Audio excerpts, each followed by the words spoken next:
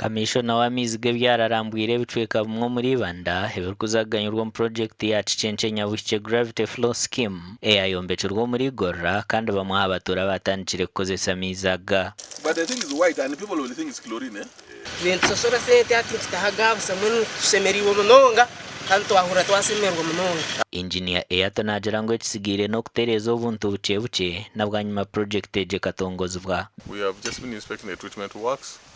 There's still a few missing parts which we are going to engage the contractor to make sure they deliver. They are the promises that by the end of this month they deliver all the fittings. Biliyoni 19 nizo zikozesibwe kumbeka project eje kusya abatura amaizi marungi kandi sente ze niza kweyongera kwika har biliyoni 40 okwenda ngo n'abantu bakanono mu rukazo baganyirwemo. They already did appraisal, so that funding is also going to come. It's not going to be done completely in this phase. So people of Kanoni have to be patient a bit. Ubwanyuma ya project eje kwa mukuru w'entebe ya katano yashaba abanyibanda batwire nuboreko obuhinzi ya mutuma okugera amatsiko.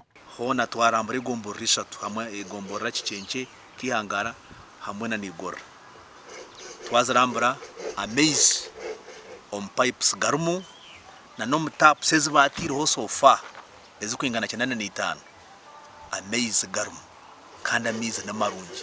Twasiima Gavumenti munonga kureetera amaizi gabusa tusemerwa munonga tugyongera kimwe kisanja. Amakuru aga gashakwa Timothy Mushabe.